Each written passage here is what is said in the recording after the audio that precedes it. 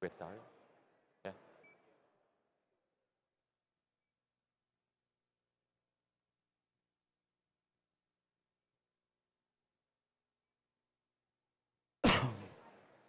All right, great. I think we're going to get started. I know we don't have much time. We only have 20 minutes. I guess first and foremost, just want to thank everyone for coming. Appreciate the opportunity to speak. And it's actually good to be here live and in person. So thanks again. Just by way of introduction, my name is Ferdinand Hamada. I'm a managing director here with Morgan Franklin. I also head up the healthcare, pharma, life sciences industry vertical. I've been in this space for close to 25 years. Prior to joining Morgan Franklin, I was the global CISO for Catalent Pharma Solutions. I also had responsibility for IT risk management and compliance. Prior to Morgan Franklin, I was with Big Four Consulting, specifically KPMG, for over a decade, still focused on the healthcare, pharma, life sciences space, dealing with advisory, risk management, security, and compliance for top pharmaceutical companies in the world. And then I also had various IT positions with Cardinal Health and Merck. I'm happy to co-present with Eric Chan, and I'll let Eric introduce himself, but Eric leads our third-party risk management practice at Morgan Franklin. Eric? Yep. Thanks, Ferdinand. Very nice to see everyone in person, like you said. I can't tell you how refreshing that is after a couple of years. But like Ferdinand said, I'm Director of Strategy and Risk for Morgan Franklin, head our TPRM program. This is something that is seeing significant trends and uptick from a client perspective. Certainly my background lies significantly with regulatory compliance and HIPAA compliance. Before I joined Morgan Franklin, I helped start and ran a risk advisory firm out of Cincinnati, Ohio. Again, a lot of healthcare clients heavily focused on regulatory compliance, data protection. And previous to that, I have significant background in financial services and enterprise risk management, and just risk management across all three lines of defense. So very excited to be here and talk about this very significant topic that we have here. Yeah, exactly. So just to kind of frame the discussion, what Eric and I have the privilege to talk about is third-party risk management and supply chain resilience, a very important topic today. And with all the high-profile cyber attacks that are going on, it has been elevated as a top enterprise risk and a boardroom discussion. Third-party risk and cyber resilience is even more prevalent in the healthcare space, which I'll get into in the next couple of slides. This topic will always be a risk management, risk mitigation discussion. Vendor relationships can create a significant operational risk for an organization. Disruption of the corporate security supply chain through a cyber attack will have a company to a complete halt and to its knees. And don't forget about all the brand reputation and financial impact that it actually has. An attacker can leverage a vendor as a stepping stone to take advantage of any network within that supply chain. In 2021, there were supply chain attacks around SolarWinds, which was high profile, Kronos, Kaseya, and things of the like. And this is really making third-party risk a prime topic for discussion. Many companies are reevaluating how they're looking at their vendor relationships and how they're looking at corporate security. So what does this mean for the healthcare landscape? As you see in this graphic, it's very complex. And the fact of the matter is there's so many interdependencies around this ecosystem. But one thing should remain clear. The industry overall has a commitment to patient first and have patients as a #1 priority and ensure that we have continuity of care. I can't even stress the importance around the risks around patients in the hospital or what we've experienced with the pandemic or what's going on today with the world affairs. Within this ecosystem, there are various points of attack, and these threat actors are looking to exploit these vulnerabilities and various insertion points. There are supply chain risks, different people, organization, resources, if we're not focused on them, and because of the fact that it's so hard to really understand the security measures for the supply chain, it makes it very difficult. In addition to that, we have business partners who we have relationships with and are connected to our environment. And that's harder to see any malicious activity because of the relationship we have with those business partners. I actually had a client who had a business partner breached multiple times that affected that company, which was their outside counsel. And the reality is, to Ferdinand's point, you're only as strong as your weakest link. And we're seeing that significantly in the healthcare industry, to some of the problems and obstacles that are inherent. Disparate supply chains, significantly complex and maybe not interconnected supply chains are fully understood. You really need to understand and take that targeted approach, dealing with some of these aspects and not having a clearly defined scope from a third-party risk management perspective. And then with the uptick of activity in the M&A space, it makes it even more complex. You have to go through your risk assessments and proper diligence prior to integration, and that's one thing that I've experienced as an ex-CISO, which was very, very problematic. So all those risks really lead into, what's the current landscape? And unfortunately, these risks and threats will continue, but it will also increase in complexity and frequency. I don't want to be all doom and gloom around some of these statistics, but cyber assaults, cyber attacks will continue in US healthcare and critical infrastructure. The increase in companies using third parties will exponentially have more vulnerabilities, and we will see an uptick in breaches. Cyber attacks will result in personal identity loss, IP loss, and for financial gain for some of those threat actors. And the costs are astronomical. Yeah. And then what we'll see, further down the road, as we leverage more third parties, there's going to be an uptick in the way that we have to go through those risk assessments. And in 3 years, it shows that this problem is not going away anytime soon. Yeah, and the cost is a point to highlight. What you can even quantify, what we're seeing in our clients that have had breaches, it's significant, astronomical. When you take reputational risk, something that's a little bit more difficult to quantify, the actual financial and other operational risk associated with that is huge. And a lot of times, organizations aren't even realizing how far that goes till years down the road.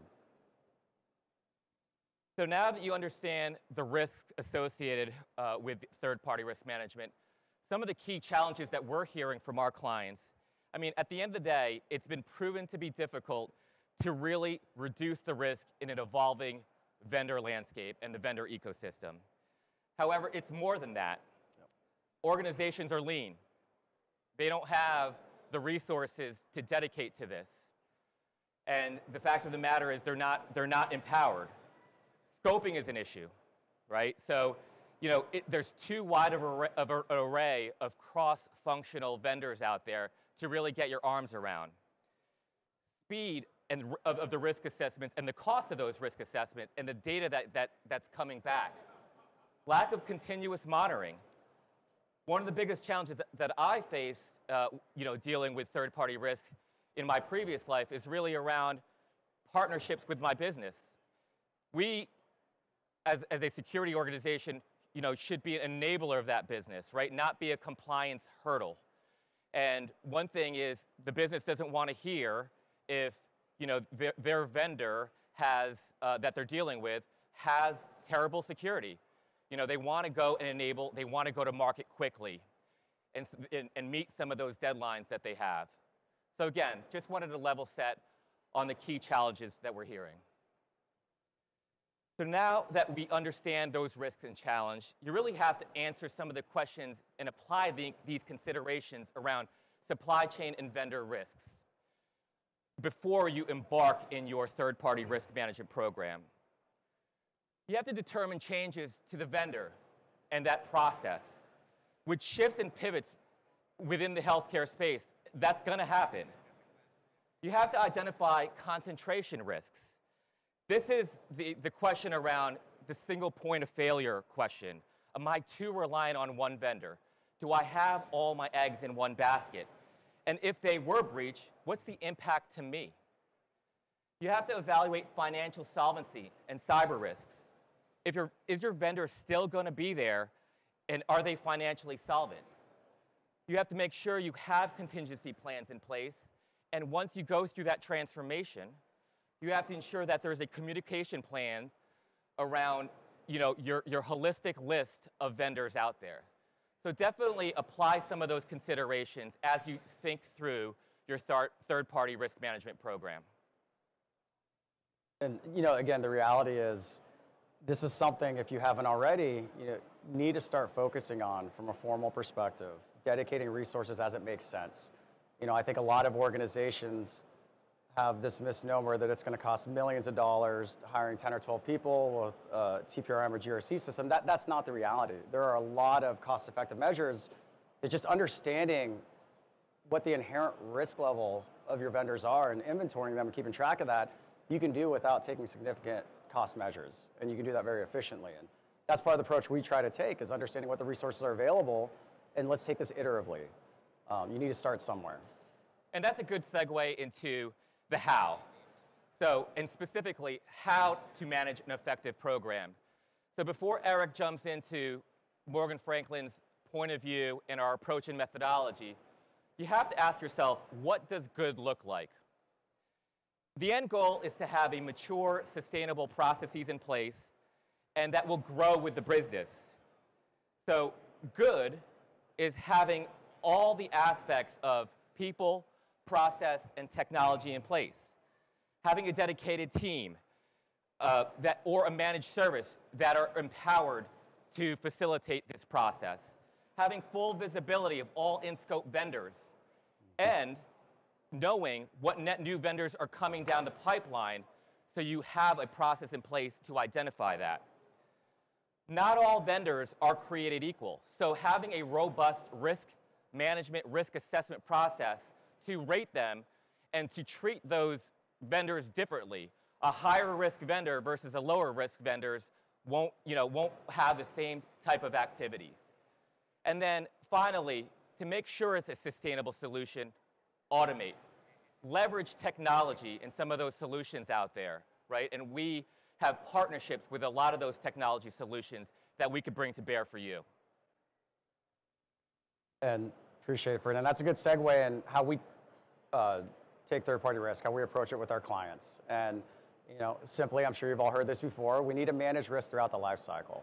That's a lot easier said than done, especially if you're dealing with thousands and thousands of vendors. You don't have significant resources to pull into it. One of the most important items we stress to our clients, to Ferdinand's point, what maturity level are you trying to reach? And what are the quantitative and qualitative measurements that are going to show success? How do we define that roadmap on a risk-based approach that makes sense? We've seen a lot of organizations try to take a cookie-cutter TPRM program, and it's rarely successful to try to do that all at once. It really needs to be that risk-based approach. What's important to you right now in your current maturity? Once you establish those third-party requirements, what does the actual program look like? Governance is really important here. Look, I understand nobody wants to have to always get approval, go through all the steps, but you need to have that baseline on the governance from a risk perspective. What are the required toll gates if you're truly going to manage vendor risk? We've had some of our clients establish these programs. There's still those couple executives or those managers that want to assume the risk on their own and violate third-party risk management program, but this is a vendor, I want to take that on. We need to start drawing a hard line, explain to them why that's not okay from a risk perspective. That risk is going to propagate through the rest of the organization, not just within your cost center or your area. Like Ferdinand mentioned, vendor onboarding, due diligence throughout the life cycle, but it's also vendor termination. That's an area where we're seeing organizations that have relatively mature programs not put as much due diligence on ensuring all the aspects from a vendor termination, not just from legal, data protection access, but the other aspects of enterprise risk that you have in your program. So, we really need to think about this on a continuous cycle. And to Ferdinand's point, how do you do that if you have thousands and thousands of vendors? We need to tier and understand them from a risk perspective. If we have low-risk vendors, is it worth, from a cost-value perspective, cost-benefit perspective, to invest the same due diligence on a high-risk vendor? The answer is obviously no. But you're not going to know that unless you understand what the inherent risk is. And you really want to align that with enterprise risk management practices. That's certainly risk profiles that have already been established for your organization, but I guess you can't understand the due diligence you need to throughout the life cycle if you don't understand the risk and you're tiering them accordingly. So we certainly stress that. And then one of the items that we also see with clients is they'll stand up this program, they'll start onboarding new vendors, they struggle with running their existing vendors through the risk tiering and performing that due diligence. When they run into issues, again, that kind of cultural hurdle of, well, we've been doing business with this vendor forever, we can't just go to them and have them do this, that's unacceptable. If you don't, you're increasing your inherent risk and potential for a breach or an exploit from that vendor. And so there are cost-effective risk-based ways. We don't want to swing the pendulum all the way the other way, and everyone's going through hoops and hurdles, but you need to have consistency and toll gates when the risk threshold is higher than the appetite the organization is willing to take on. It's no different than the other risk management process from that perspective. So to give you an example, a case study, this is one that kind of talks in really well here. We had a recent client. It was a rapidly growing biotech company. They received scrutiny from one of their critical business partners that they weren't comfortable with what their controls are to manage third-party vendors. We're seeing a lot of that as well. I think historically it's been external audits, external regulatory assessments, some sort of review that's driving this. Customers are now demanding it. And they're not going to continue doing business if you're not protecting the data and protecting the risks that they expect. In this specific case, that was exactly what was going on. They needed to establish TPRM to maintain this customer relationship, and they didn't know where to start. Thousands of vendors, they didn't even understand how to scope the situation. And some of the items I was just speaking to you about is, first and foremost, the basic, inventory your vendors. Have centralized process for that, consistent risk assessment processes, streamlined to understand, at minimum first, what are your critical vendors? What are the ones you need to start at? And we were able to help this organization do just that. Help them understand from their enterprise risk management risk factors, what are the risk assessment factors we need to use to identify critical vendors and assess the vendor risk. That drove the due diligence in standing up the TPRM program. And like Ferdinand had said before, we also partner with a lot of the leading GRC and technology solutions. Again, it's not always necessary. When you start getting to large global Fortune 500 organizations, hundreds, not thousands of vendors, it starts across that threshold where you're going to need some automation to manage it and to be able to continually do the due diligence you need to.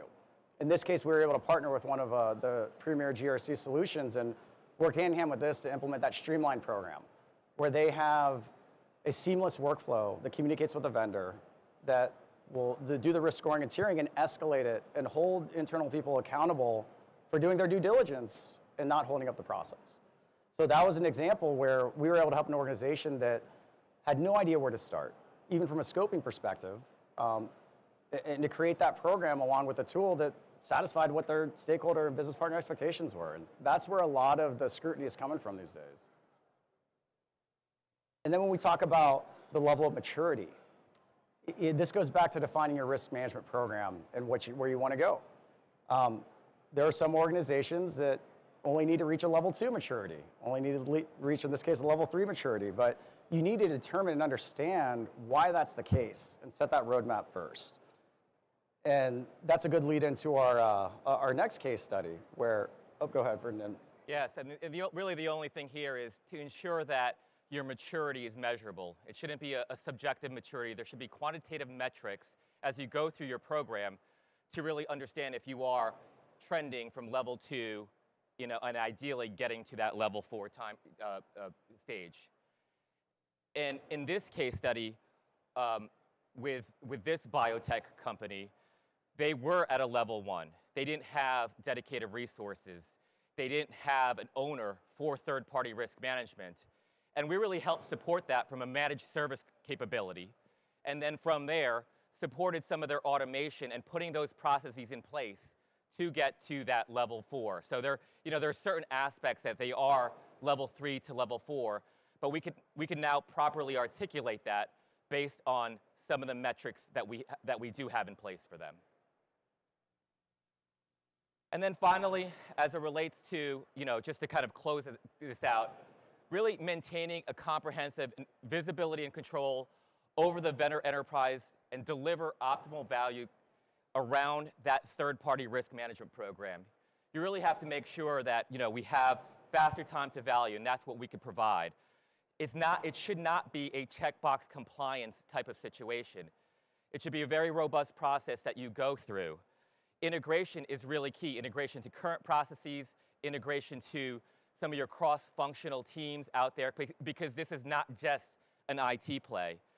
And ensuring that business alignment is, and it's scalable as you grow within the business. As your vendor population grows, you should grow with it, and your processes and automation should help support that growth in a sustainable manner. And as I said, that built-in automation.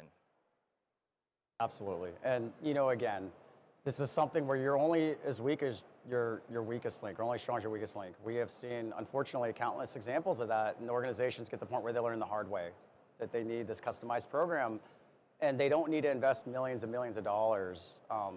We can take a risk-based approach, that iterative approach, and make sure at minimum we're identifying what are the critical vendors and putting in those preventative stopgaps and controls to manage the risk. Well, we appreciate your time. I know we're up on time, but Eric and I will be here to answer any questions that you may have. And additionally, we are at the Cyber Command Center over there, kiosk 328. And just want to call out a couple of events that we're doing at the Rosen Center tonight and at the pub in Orlando tomorrow. We appreciate it. Thank you, everybody. Thank you, everyone.